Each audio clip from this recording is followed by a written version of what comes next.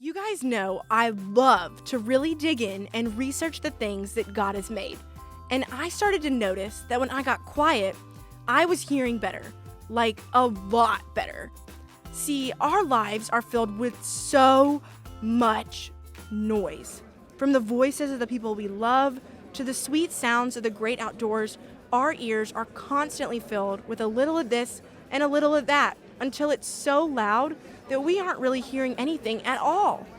Whoa! Now, here's the thing. There's really nothing wrong with having a noise-filled life. But as I really explored this whole situation, I found that we need to set aside time each day to get quiet with God and grow our friendship with Him. And you guys, I realized who is the best example we can learn this from. Jesus! Get this. Jesus showed us what it looks like to find a quiet place and spend time with God. It's right there in the Bible. Cool, huh? One time when Jesus was a kid, his family had gone into the city of Jerusalem for a celebration. But on their way home, they couldn't find Jesus anywhere. So they rushed back and searched all over the city. And when they found him, he was in the temple courtyard, quietly sitting and listening to the teachers there talk about God. He would even ask them questions, and everyone was amazed at how much he understood. Throughout all of Jesus' life, he was super busy. Honestly, probably way busier than our lives. But he always made it a priority to get quiet and spend time with God. He did some normal stuff with his friends, but he also spent time traveling to different places and helping the people he met. He would teach them about God's love, and they would ask him a lot of questions. Like a lot. But here's the deal. While Jesus was always willing to do anything he could for others, he totally understood that he needed to set aside time to get quiet and grow his friendship with God.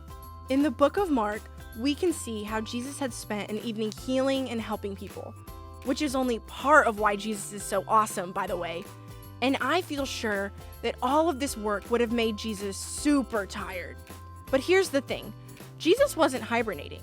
He got up before the sun to find a quiet place to spend some quality time with his heavenly Father. And the coolest part, you guys, was that Jesus knew all of the important things he had to take care of. But he realized that not one single thing was more important than his friendship with God. Did you know that Jesus liked to spend time with God outdoors? I found this to be true in the book of Matthew. There we see that Jesus was with his friends in the Garden of Gethsemane. Jesus knew that the time was coming for him to take the punishment for the sins of the world. Ouch! But it's another reason Jesus is awesome, just saying. And Jesus knew it was going to be the hardest thing he had ever done. Jesus definitely could have chosen to talk to his friends about how he was feeling. But instead, he knew his heavenly Father was the best person to talk to. I gotta say, it's a great example for you and me to learn from. You guys, Jesus realized that if he set aside time to get quiet with God, he could hear what his Father had to say. When we take time to get quiet, we'll find that we can hear God too. And here's the thing. You don't have to go anywhere special or spend long periods of time in a cave like a hibernating animal. You just make it a habit to get quiet every day. And before you know it, your friendship with God will be growing like crazy. Hey guys, it's me, Evie. Thanks for being out here with me today. I'm being extra quiet because we're hanging out in a hibernation habitation. I bet you want to say that 5 times fast, huh? I mean, what's not to love about cute little animals all snuggled up in the snow? Here, let's get somewhere where we can talk.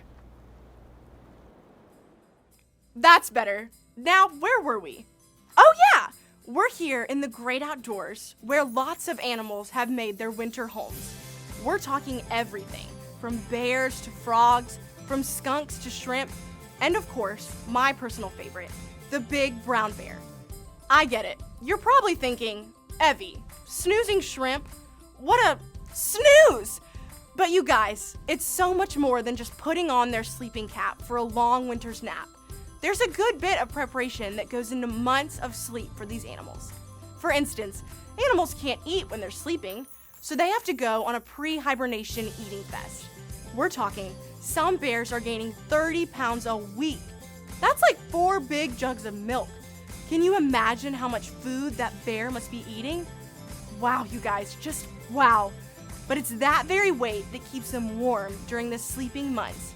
I mean, I love a good nap, but could you imagine sleeping for months and months and months? Imagine if you went home after the last day of school, fell asleep on the couch, and didn't wake up until the end of summer break. Well, that's pretty much how long some of these animals are made to sleep. Crazy, right? Are you thinking what I'm thinking? I mean, have you wondered about potty breaks yet? Well, I did a little digging into that too. It turns out that some of these animals hold it the whole time. What? Yep, you heard that right. And some of them wake up for a few minutes, go find a tree or an outhouse, and then climb right back into bed for another snooze fest. Hey guys, it looks like the raccoons are awake again. We might need to invest in some more toilet paper. Now that we took care of business, back to the sleep situation. As I studied all sorts of animals who call this forest home, I found that even though the animals are totally asleep, they can still control their body temperature. So if their brain senses that it's gotten too cold, the animal will wake up to get warm so that no harm comes to them. It seems a little crazy to think that all these cute critters are sleeping their lives away, but that's really the way God designed them, and for good reason too. It's because their bodies need to get still and quiet to rest and recharge. You know, God actually designed all of us in a similar way. I'm not saying we're made to sleep for days on end, of course. What I am saying is that God made us to get still and quiet so that we can spend time with Him. When we're spending time with God, just like those hibernating animals, we'll find rest and be able to recharge our friendship with God so that it can keep growing. You don't have to hibernate, but find some time to get quiet with God this week. You'll be so happy you did. And heaven and nature sing. J to the O to the Y. I got the J to the O to the Y. J to the O to the Y. I got the J to the O to the Y. I got the J to the O to the Y. I got the J. I got the J to the O to the Y. I got the J to the Y. I got the J. I got the J to the O to the Y. I got the J. Joy to the world, the Lord is come. Let earth receive her King. Let every heart prepare him room. And heaven and nature sing. And heaven and nature sing. And heaven and nature sing. I got the J to the O to the Y. I got the J to the O to the Y. I got the J to the O to the Y. Joy. Joy to the world, the Savior reigns. Let men their songs employ. While fields and floods, rocks, hills and plains, repeat the sounding joy. Repeat the sounding joy. Repeat the sounding joy. I got the J to the O to the Y. I got the J. Do you wonder why we celebrate each year? Everybody thinks about the baby boy. Some of us are happier because we know that this little bitty child came to save us, and that's why we have this joy. I got the J to the O to the Y. I got the J to the Y. I got the J. I got the J to the O to the Y.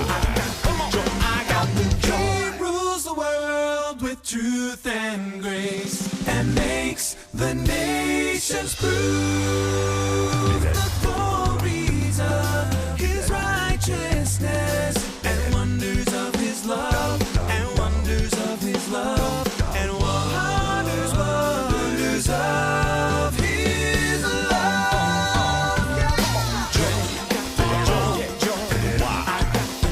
I got the J to the O to the Y. I got the J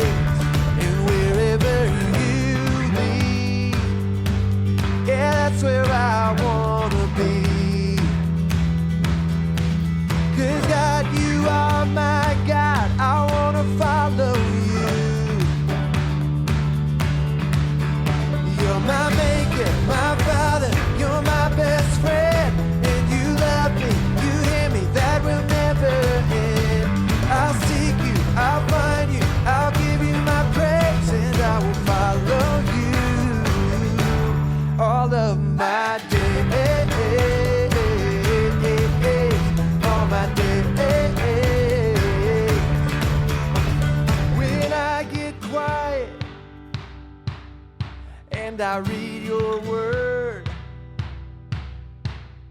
Open up my heart, I want to worship you.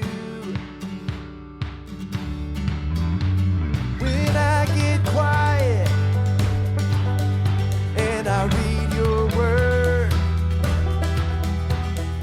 open up my heart, I want to worship you.